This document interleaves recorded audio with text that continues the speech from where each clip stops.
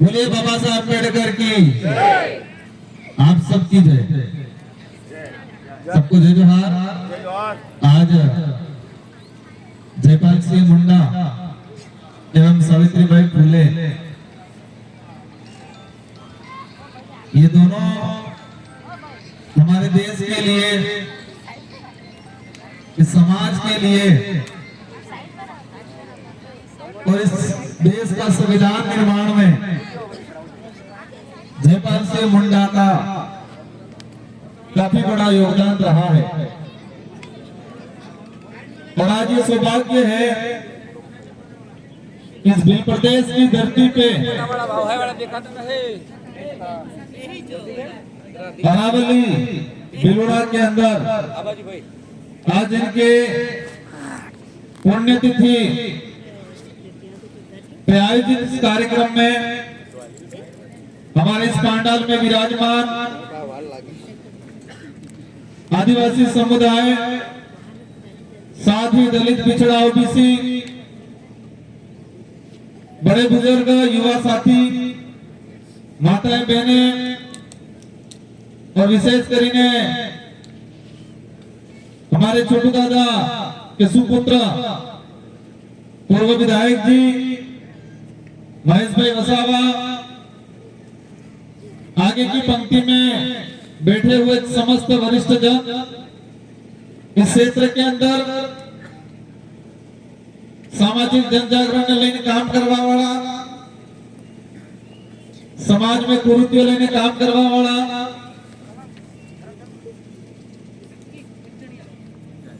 और अलावा राजनीतिक क्षेत्र में काम करवा वाला सभी वरिष्ठ जन, युवा साथी और हमारी माताएं, बहनें, ये भी आज विचार करें आप जी ही कि अपने राजस्थान थे या भील प्रदेश क्षेत्र थे। राजकुमार जी रोज सांसद साहब आपाना है, महेश भाई वसावा आपाना है, जानकारी मली थी चैतर भाई भी आपाना है, अन्य स्थानीय जनप्रतिनिधि भी आपाना है, जानकारी मली बेगा। और जोर शोर थे कि सोशल मीडिया में सालजुएगा कि आनी तारीखी राजकुमार भाई आपाना है, आपाना है, पिला आपाना है, और तुम्हारे सबने अंदर मन में भावना सजीवेगा कि मैं कार्यक्रम में जाऊं। कार्यक्रम हो है, कार्यक्रम है कि राजकुमार जी आपाना है, पिला आपाना है, आ नेता आपाना है। कार्यक्रम से आयोजन कराड़े या कोई भी कार्यक्रम से आयोजन कराने की टीम ने सबसे मोटी चिंता ही रहे कि जनसंख्या बल कटलो काम है, पंडाल खाली रेत नहीं जाए,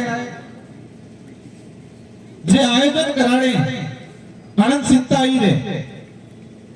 और कार्यक्रम में प्रचार प्रसार कार्यक्रम में उद्देश्य हुआ है घना बल्ले कार्यक्रम राखते हुए आना थे कि मन का आकर्षित नहीं थे, आकर्षित करना थे थे पूर्ण आपानो आना थे क्या आकर्षित थे, लेकिन हमारी जी समझ है और मुझे चाहूं कि हमारा समाज पूर्ण आपानो है आने थे कि आकर्षित कम था और कार्यक्रम राखचू हुई है इस में आकर्षित था ते ठीक रहेगा। राजकुमार रोत आने वाला है, ये सुन के, ये देख के आकर्षित होकर कार्यक्रम में आए, मुझे वो खुशी नहीं मिलेगी जितनी खुशी मुझे उस बात की मिलेगी कि हमारा समाज इतना जागरूक हो जाए कि उनको ये पता चले कि आज मुझे जो रिजर्वेशन मिला है वो रिजर्वेशन जयपाल सिंह मुंडा और बाबा साहब की वजह से मिला है और उनका कार्यक्रम है, इनका कार्यक्रम है जिन्होंने देश के संविधान निर्माण में इस समाज का प्रतिनिधित्व किया और लड़ झगड़ के रिजर्वेशन का प्रावधान 5वीं अनुसूची, 6वीं अनुसूची, विशेष राइट्स लाने का काम किया। ये समझ के उनसे आकर्षित होकर अगर कार्यक्रम में आएंगे उस दिन मुझे मजा आएगा, न कि मेरे को आकर्षित होके आएगा। ये था क्या? मेरी माता बहनें बैठी हुई है, ये सावित्रीबाई फुले, इन्हें बारे में हूं कहीं, और ये सच्चाई है कि देश में पहली महिला शिक्षिका, बड़ा देश और बड़ा विश्व में अगर समाजवाद था तो दो बड़े समाज है, एक पुरुष और एक महिला। मैं विभाजन की बात नहीं कर रहा हूं, लेकिन समझने की बात कर रहा हूं। और इस देश में महिलाओं को पढ़ने का अधिकार नहीं था, शूद्रों को पढ़ने का अधिकार नहीं था, पिछड़ों को पढ़ने का अधिकार नहीं था। और विशेषकर हमारे देश के पहले कई ऐसे मनोवादी ग्रंथ रहे, इन ग्रंथों में महिलाओं के लिए कई प्रकार की चीजें लिखी गई। और वो दौर जो चल रहा था जब महिलाओं को विशेष अछूत ताड़न का साधन अलग अलग प्रकार के संबोधन आली ने महिला ने अलग तरीके के काम चलते तो घना दौर में सावित्रीबाई फुले देश की नारी कल्याणी महिलाओं के लिए, बच्चियों के लिए शिक्षा के लिए लड़ाई लड़ी थी। इस देश में पहली शिक्षिका का श्रेय इनको जाता है। और हमारी माताएं बहनें सावित्रीबाई फुले नो कार्यक्रम है, ई आकर्षित थाई नावेंगे मजा आवेगा मत, बाकी राजकुमार भाई आवे। हाँ ठीक है, आपका प्रति मेरे प्रति आपके मन में भावना है, प्रेम है, अच्छी बात है। लेकिन मैं ये चाहता हूं कि हमारे समाज, हमारे क्षेत्र की जनता हमारे महापुरुषों को जाने, इन्होंने कितना स्ट्रगल किया है और इनकी बदौलत हमें क्या क्या मिला है, ये जानकारी होनी चाहिए। और ये जानकारी होने के बाद ये आकर्षित होकर कार्यक्रमों में सम्मिलित हो तो मजा आएगा। मैं देख रहा था, मैं ज्यादा ग्रुप नहीं देखता हूं,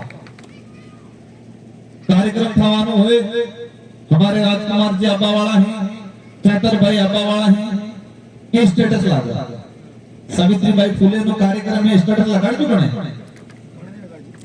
जयपाल सिंह मुंडा का कार्यक्रम में अपना स्टेटस लगा दो।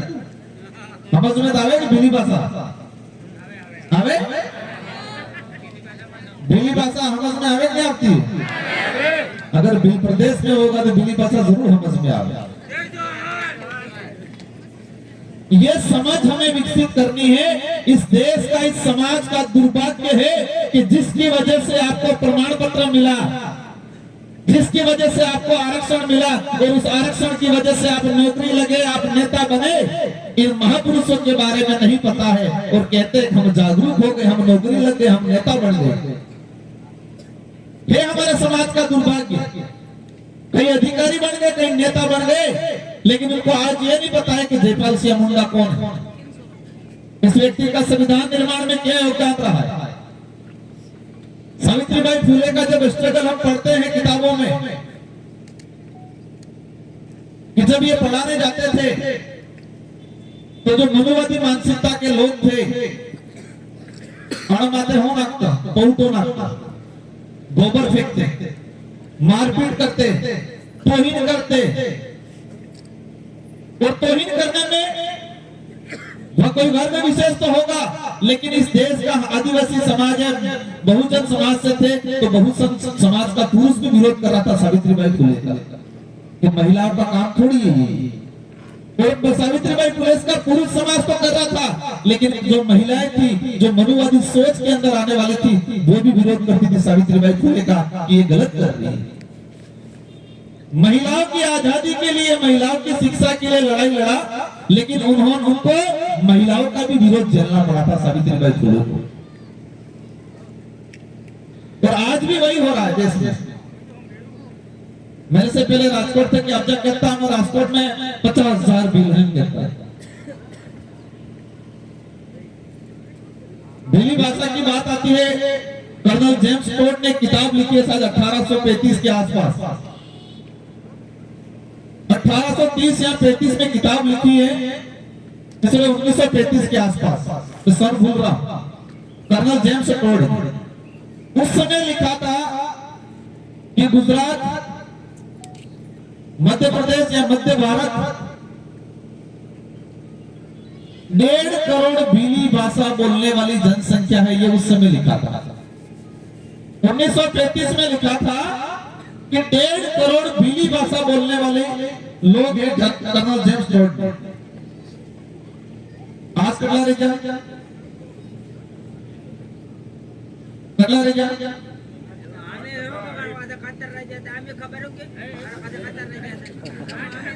आज स्थिति ये है, आज स्थिति बनी हुई है कि सब डाइवर्ट थाई गया, अर्धा आना होड़े अर्धा पिला होड़े।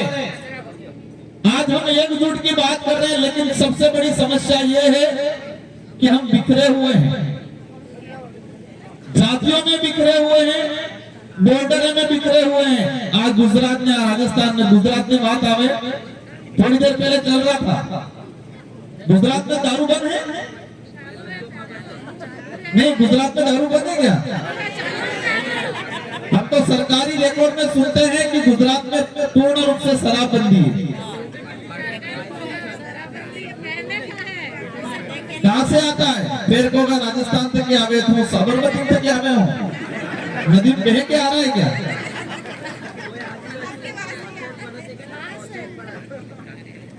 गुजरात में शराबबंदी है, ये सुनने में आता है और ये हकीकत है। सरकार भी जवाब कहती है, केंद्र में मैंने बोला था कि गुजरात में पूर्ण रूप से शराबबंदी है। हमारे भाई कहते राजकोट वाला कि आपने थोड़ो को बेसणी वालों कम लागू पड़े, थाएगा यू कर पाओगे? जब तक ये नहीं करोगे, इसमें सुधार नहीं करोगे, कुछ नहीं होना है। करना चाह रहे क्या? आज जुई लो गुजरात राजस्थान बॉर्डर में पिलावड़ अगर कार्यक्रम कराड़ो और राजस्थान बॉर्डर में अनावड़ कराड़ो तो वधार पहला अनावड़ वाला मळे। ये हंसने की बात नहीं है, ये समझने की, सुधरने की बात है। बस राजकुमार जी आ जाए, चैतर भाई आ जाए, एक रैली बना दे, 4-5 सेल्फी ले ले, स्टेटस लगाड़ी दी दू, किस करूंगे? हम दूसरों को गाली दे देंगे, कांग्रेस बीजेपी वालों को सबको दे देंगे, दूसरे समाज को दे देंगे, लेकिन हमारा सुधार खुद करना चाह रहे हैं क्या? क्या कोई आके जबरदस्ती के मुंह में ठूस रहा है क्या? पी भाई जबरदस्ती डाल रहा है क्या? तो जबरदस्ती डाल रहा है क्या? जबरदस्ती कह रहा है तुम्हारी जमीन है वो बेच दो, जबरदस्ती कह रहा है कोई क्या? हम हमारे अंदर सुधार क्यों नहीं करना चाहते? आज कितने जने पी के आए इस कार्यक्रम में? हंसना मत कोई, कितने जने पी के आए?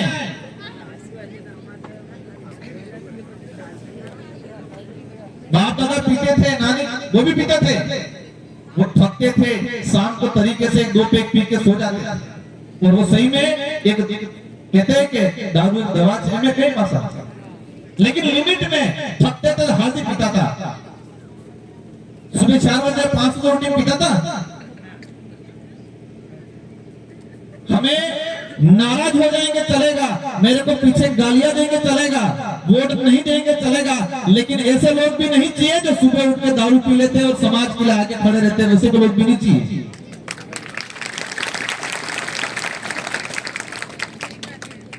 ऐसे लोगों से भला नहीं होगा, समय बर्बाद होगा हमारा सबका। सुधार कब करना चाह रहे हैं? मैं जो बात कहना चाह रहा था, लेकिन मैं आया तब से देख रहा हूं अलग कुछ स्माइल अभी नीचे हमको नहीं। मैं इस टॉपिक पे चर्चा भी नहीं करना चाह रहा था, अलग ही तरह से स्माइल आ रही।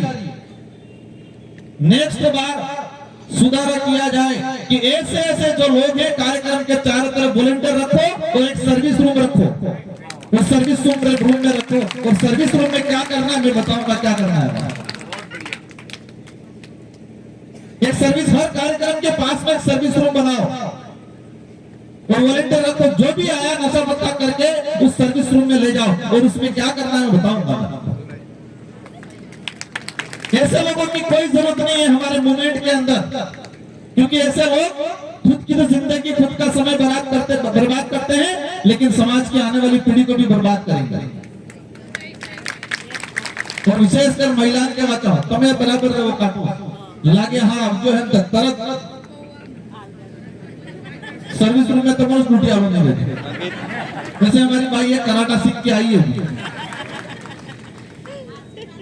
सुधर, हम दूसरों को गाली दे देंगे, मुझे भी आती है। हमारे दादा कहता था कि राजकुमार जी बोलो एक सांसद तुम्हारे में करते तो मैं कि बोलो 60 साल ना तो 30 साल ना 32 साल ना पहला जवानी आती तक मैंने बुढ़ापा आ गई विचारों से आया है। क्योंकि हम जिस रास्ते पे चलना चाह रहे हैं, हम जिस उद्देश्य से चल रहे हैं, हमें धैर्यता रखनी है, हमें संभल के चलना है। क्योंकि लोग उकसाने वाले बहुत मिलेंगे। आज जिस उद्देश्य से कार्यक्रम है जयपाल सिंह मुंडा, संविधान का जो निर्माण हुआ और इस देश का जो संविधान बना, तो संविधान निर्माण में किस क्षेत्र के लिए क्या प्रावधान होंगे, किस समाज के लिए क्या प्रावधान होंगे, देश के कानून की व्यवस्था क्या होगी, देश के लिए क्या क्या प्रावधान करने हैं, ये सारी व्यवस्था अलग अलग देशों से अलग अलग संविधानों से सीखने को मिला। और देश के जो कई विधान और विशेषकर मुख्य भूमिका बाबा साहब अम्बेडकर ने निभाई। अलग अलग देशों से अलग अलग प्रावधान लिए और इस पूरे विश्व का सबसे बड़ा लिखित संविधान दिया हमारे देश को बाबा साहब भीमराव अम्बेडकर ने और उनके साथी सहयोगी ने। और इनमें आज जो जयंती मना रहे हैं जयपाल सिंह मुंडा। जब संविधान की डिबेट चल रही थी जयपाल, कई लोगों ने कहा कि आदिवासी समुदाय जंगलों में रहने वाला है, जंगली। कई लोगों ने कहा कि आदिवासियों को लोकतंत्र की व्यवस्था समझ में नहीं आएगी। कई लोगों ने कहा कि आदिवासी लोगों को कुछ समझ नहीं है कि वो वोट कर पाएंगे तरीके से। तो जयपाल सिंह मुंडा ने अपनी वक्तव्य में कहा था, संविधान की डिबेट में है कि इस देश के आदिवासी को लोकतंत्र सिखाने की जरूरत नहीं है, ये आदिवासी हजारों सालों से लोकतांत्रिक व्यवस्था जीता आया है। ये जयपाल सिंह मुंडा ने संविधान सभा में कहा था। क्योंकि कई लोगों की उस समय धारणा थी कि आदिवासी पिछड़ा है, जंगलों में रहता है, पढ़ा लिखा नहीं है, जानता नहीं है, अनभिज्ञ है, पत्तल लपेट के रहता है, ये धारणा थी। आज भी है कई लोगों को। तो कई लोगों ने कहा था कि मत का अधिकार है या मत देने का जो प्रक्रिया है तो आदिवासी को समझ में नहीं आएगा। उस समय जयपाल सिंह मुंडा ने कहा था, कितनी बड़ी बात बोली थी कि आदिवासियों को लोकतंत्र सिखाने की जरूरत नहीं है, आदिवासी हजारों सालों से लोकतांत्रिक व्यवस्था जीता आया है और आप सबको आदिवासियों से लोकतंत्र सीखने की जरूरत है, ये जयपाल सिंह मुंडा ने कहा था। और ये क्यों कहा था ये कि हमारी गण व्यवस्था, पालवी व्यवस्था, हमारा गांव का मुखिया कमेटी हुआ करता, कुछ बात होती थी तो कमेटी के बाद आती थी, कमेटी तय करता था कि किसने क्या गुनाह किया है, क्या नहीं किया है। सामाजिक व्यवस्था बनी हुई थी। आज वो था लड़ाई थानी तरत थाना में। पहले समाज में तय होता था कि ये आदमी समाज से डरता है कि कानून से डरता है। आदमी समाज से डरता है कि कानून से डरता है? समाज से डरता है। आदमी को यह डर होना चाहिए कि मैं गांव में गलती कर रहा हूं तो समाज मुझे सामाजिक बहिष्कार या सामाजिक कोई दंड देगा। मेरे घर पे कोई आएगा नहीं, मेरी बच्ची बेटे को शादी नहीं कराने आएगा कोई, मेरे से कोई बात नहीं करेगा, वो सबसे बड़ा डर होता है। और वो डर हमारे बाप दादा ने व्यवस्थित बना रखा था और इसलिए समाज में अपनी व्यवस्था बनी थी। लेकिन आज सामाजिक व्यवस्था नहीं, पहाड़ जा रही नहीं तो साना थाना रिपोर्ट डाल देते, खत्म हो गई सामाजिक व्यवस्था। तो वही बात को पकड़ के जयपाल सिंह मुंडा ने कहा था कि हमारा बाप दादे आदि अनादि काल से लोकतांत्रिक व्यवस्था, गण व्यवस्था को जीते आए, हम भूल गए। आज हमारा सबका उद्देश्य क्या है कि आदिवासी समाज का भला हो और इसके लिए हम सब लड़ रहे हैं।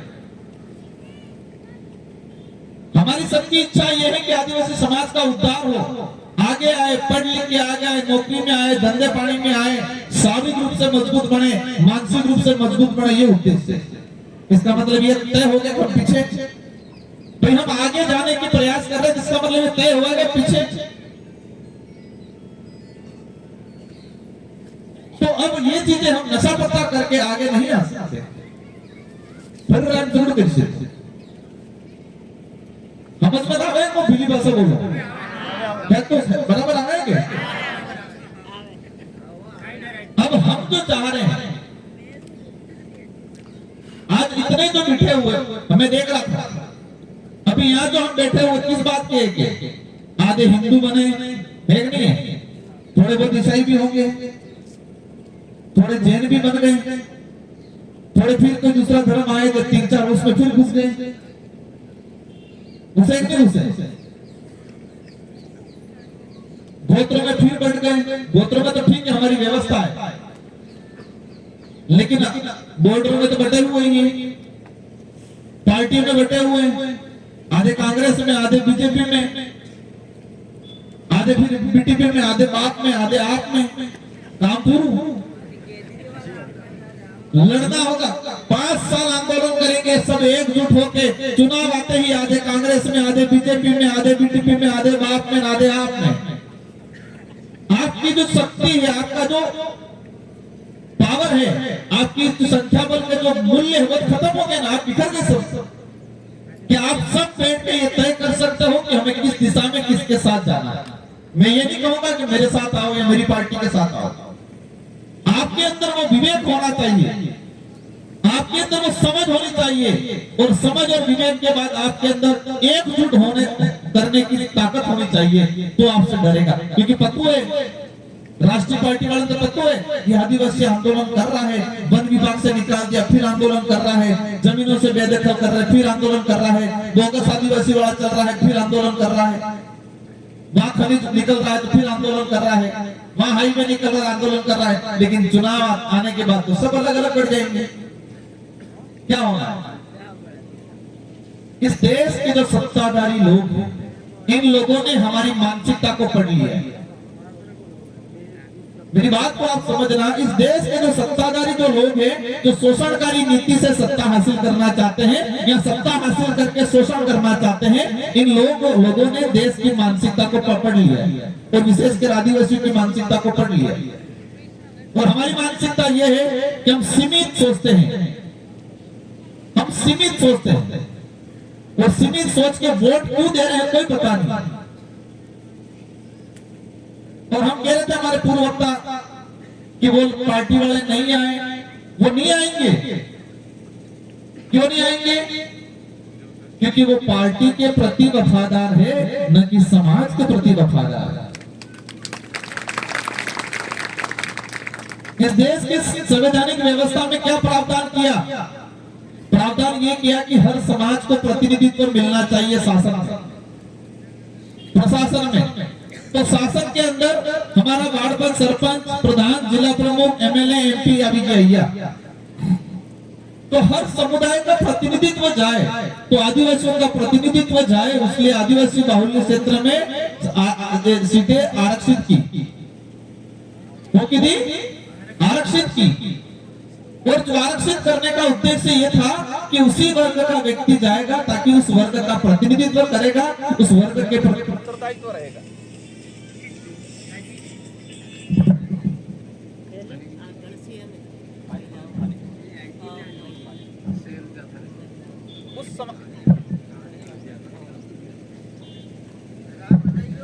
वो समाज का प्रतिनिधित्व करेगा लेकिन हुआ क्या इस बात को गौर से सुनना हमारा जो सिलेक्शन का पावर था सिलेक्शन का पावर किसने ले लिया पार्टियों ने और इलेक्शन मतलब वोट देने का तो वोट देने का पावर हमारे पास रहा बाकी कौन हमारे समाज का प्रतिनिधित्व करेगा वो कौन तय करता है हाईकमान गांधीनगर गई ने दिल्ली गई इस क्षेत्र का प्रतिनिधित्व कौन व्यक्ति ईमानदार है कौन करेगा ये तय कौन करेगा हाईकमान और वो तय करके भेजेगा कि तुम्हारे समाज का तुम्हारे क्षेत्र का प्रतिनिधित्व ये आदमी करेगा कौन तय कर रहा है वो वाला और फिर तुमको दे दिया और तुम कहेंगे तुम वोट दे दो अब जिस व्यक्ति का सिलेक्शन हाईकमान ने किया टिकट हाईकमान ने दी वो व्यक्ति समाज के प्रति उत्तरदायित्व रहेगा कि हाईकमान के प्रति तो हाईकमान के प्रति उत्तरदायित्व रहेगा तो हाईकमान कहेगा कोई आएगा ना तो अब हाईकमान नहीं कहेगा, क्योंकि समाज के प्रति उत्तरदायित्व नहीं है, हाईकमान के प्रति उत्तरदायी है, क्योंकि हमारी एकता नहीं है। ये जो नेता उनको भी पता है कि ये तो ठीक है, थोड़े दिन चलेंगे, पसे कहेंगे धर्म की रक्षा करनी पड़े तो हत्या की पड़ेंगे हमको, जगानी रक्षा तो भूली जो, आरक्षण की रक्षा भूली जो, संविधान की रक्षा भूली जो, लेकिन पहले नहीं करनी पड़ेगा, कारण टुकड़े पतो नहीं है। हमारे देश की मानसिकता का टेस्ट होता है समय समय पर, इस देश की जनता मानसिक रूप से कितनी दिव्यांग है, कितनी गुलाम है, कितनी कमजोर है, ये टेस्ट होता है समय समय पर, और इस टेस्ट में वो सफल होते हैं। इस देश में वर्तमान में ऐसी राजनीति चल रही है कि जब भी कोई वाजिब मुद्दा आता है, जनता से जुड़ा मुद्दा है, उसी दौरान कोई धर्म का बड़ा मुद्दा क्रिएट कर देते हैं और इस मुद्दा भूल के उसकी ओर डाइवर्ट हो जाती है देश की जनता। थाली वालों टेस्ट थाजू में थाजू कोरोना आवे थाली बजाओ, थाली बजाती नहीं बजाती, जोरे बजाती नहीं बजाती, मारा काळजे का डोल नहीं हट जाए जोरे, डोल बजाना होता है कि थाली बजाना होता है कि कोरोना से। पर जो मानसिक टेस्ट करने वाले सफल हो गए, कि सफल थाई किया कि बराबर अगर लगन तक मानसिक संतुलन बगड़े उसे फोटो पड़ी, थोड़ा देर बाद कह जो एक हाथ से लाइट बंद कर दो, આપણે વાળા તો આટલા મેરિડ में આવી ગયા क्योंकि लाइट थोड़ी નથી कहीं से। मानसिक टेस्ट करने के लिए क्या कहा कि हेल्थ लाइट बंद करेगा, एक 8 बजे 5 मिनट बाद एम कीजू, तो अधिकतर तक लाइट बंद की थी और આપણે वाला एक नंबर मेरिट में आता है कि આપણે बल्ब भी थोड़ी નથી कहीं से। तो टेस्ट करने वाले सफल रहे, हमको लगा हाँ अभी तो बराबर है, बराबर है। आज क्या स्थिति है गुजरात के अंदर, गुजरात मॉडल क्या स्थिति, रिजर्वेशन पॉलिसी क्या कर रखी है गुजरात की, इस पे कोई ध्यान दे रहा है क्या? क्या इस पे आवाज उठ, आज हमारा अंबाजी वाला उस पूरी पट्टी में जो आदिवासी वर्षों से बैठा हुआ है उसको आज हटा रहे, उस पे कोई आवाज उठ रही है ढंग से? इस पे कोई रैलियां निकल रही है ना? नहीं रैली काटी। हमें समझदार होना पड़ेगा। जब तक हम दूसरों को दोष देते जाएंगे, अगर हम जागरूक होंगे सारी सरकारें, सारी पार्टियां झुकेंगी आपके आगे। और मैं तो एक चीज कहना चाहूंगा कि हमें हमारे संविधान के अधिकार क्या है, अनुच्छेद क्या है, हमारे बाप दादाओं का 300 साल पुराना इतिहास क्या है। अब आज मैं पूछूंगा रावण सीता लई क्यों की मिली, कड़ी वाटिका मिली थी, हो नाम थोड़ी वाटिका ने देखो सब का दादी कह रही थी अशोक वाटिका में मिली, पर आज तक ये 300 साल पहले अपने बाप दादा किया था क्या पता? मतलब 7000 साल पुरानी एक एक बात खबर है, 7,000 साल पुरानी एक एक बात पता है, लेकिन 300 साल पुराना खुद का इतिहास नहीं पता है। तो हम कहते हैं हम समझदार हो गए। हमारे समाज का 300 साल पुराना, 500 साल पुराना इतिहास हमको नहीं पता है। आज हम ऐसे दौर से गुजर रहे हैं, हम कई इलाकों में गए, आदिवासी भाई है, लेकिन हम जाते हैं वो विरोध करता है कि हम तो वो हैं। उनके पूछता हूँ गोत्र क्या है, तो कोई कहता नीलामा है, कोई कहता कटारा, कहता सेंगाड़ा है, लेकिन वो कहता है कि नहीं मैं आदिवासी नहीं हूँ। और हमारा ही भाई हमसे लड़ने आ रहा है। और मुझे यह भी पता है आज तो मैंने भाषण दिया उसके हिसाब से तो यहाँ से भी शाम को मेरे को गाली पड़नी ऐसा लग रहा है।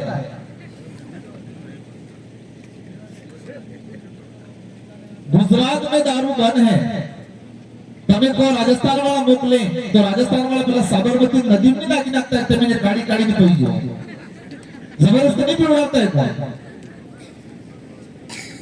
भले मेरे को आप पीछे गाली दोगे चलेगा, लेकिन मैं गलत चीजें, क्योंकि हमारा उद्देश्य राजनीति करना नहीं है, हमारा उद्देश्य समाज को सही दिशा में ले जाना है। आज मुझे तकलीफ होती है,